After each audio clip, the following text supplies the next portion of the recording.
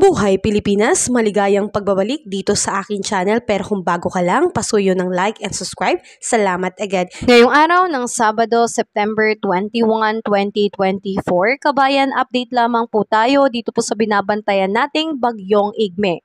Inaasahan po natin na ngayong madaling araw, ito po ay nasa layong 610 km east-northeast of Itbayan, Batanes. Pero pagdating naman po by 2 p.m. ngayong araw din po, ito naman po ay nasa layong 465 km northeast of Itbayan, Batanes. Ito po ay nasa category pa rin po ng tropical depression o mahinang bagyo. Sa madaling araw, ito po ay aabot sa lakas ng hangin ng 55 km per hour. Sa hapon naman ay bababa po ng 45 km per hour. Ito po ay patuloy na kumikilos pa northwestward po. Sa madaling araw at 30 km per hour, pero sa hapon ay 15 km per hour. At patuloy po nating subaybayan ang kilos ng Bagyong Igme dahil tsansa po ng paglabas nito ay pagdating po ng September 22.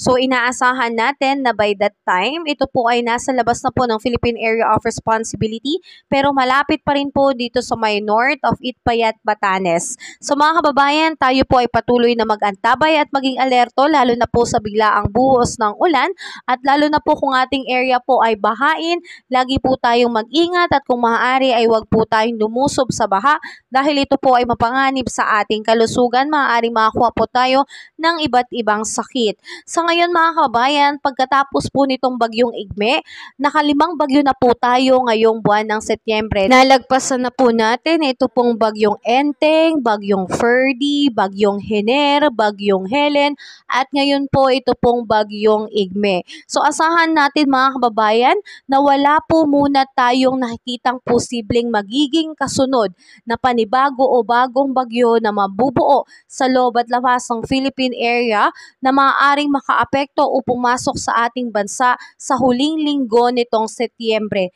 Kaya wala po muna tayong dapat na ikabahala. Ganun pa man mga kabayan, patuloy po tayo magsubaybay dahil hinihintay po natin na itong Bagyong Igme ay lalabas na po ng Philippine Area of Responsibility by tomorrow, September 22. So mga kababayan, after nga nitong Bagyong Igme ay wala po muna tayong aasahang bagyo. So ipanatag muna natin ang ating sarili at inaasahan din natin na posibleng tuluyan na rin pong mamaalam o mawala itong Bagyong Habagat.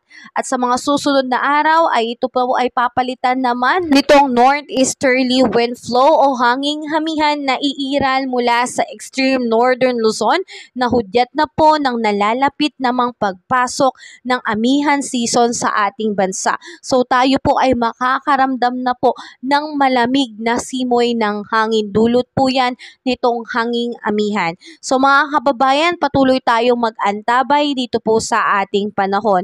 At dahil nga din po sa epekto nitong southwest monsoon, dahil ito po ay pinapalakas nitong Bagyong Igme, asahan natin na ngayong araw, September 21, magkakaroon po ng malakas na hangin at malakas na ulan dito po sa may Ilocos Region, Batanes, Babuyan Islands, Zambales at Bataan. At by tomorrow po, September 22, Sunday, asahan naman po na ang apektadong lugar ay ito pa rin pong Ilocos Region, Batanes, Babuyan Islands, and Zambales. So mga kababayan, tayo po ay mag-ingat dahil patuloy pa rin po hanggat hindi pa po umaalis itong hanging habagat, makakaranas pa rin po tayo ng maulang panahon, lalo na sa hapon at sa gabi. Kaya ugaliin nating magdala ng payong para sa mga biglaang buhos ng ulan. Pagdating naman po sa mga baybayin dito sa ating bansa, may nakataas pa rin po na gale warning signal dito po sa seaboards ng northern and central Luzon. Kasama rin po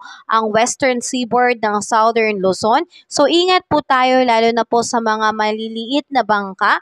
Ingat po tayo mga kabayan dahil posible po itong maging mapanganib sa pagpalaot dahil matataas at malalakas po ang alon sa karagatan. So ingat tayo hanggat maaari ay huwag po muna tayong pumalaot kabayan, maging ligtas po muna tayo. At kabayan natin, patuloy nating isama sa ating panalangin nawa itong Bagyong Igme ay huwag pong magkaroon ng malaking epekto sa ating bansa at bumilis ang kilos nito palabas po ng Philippine Area of Responsibility upang sa gayon kabayan matapos na yung ating pangamba at pagkatapos ng Bagyong Igme ay magkakaroon po ng storm break o wala po munang bagyo hanggang matapos ang buwan ng Setyembre. So ingat tayo kabayan, have a safe day po sa lahat. Kabayan, kung nakatulong sa iyo ang video na to, huwag mo namang kalimutang mag-like and subscribe at pasuyo na rin po, pahit na rin po ng notification bell para updated ka sa mga susunod ko pang weather update. Muli, maraming salamat, ingat, God bless po kabayan.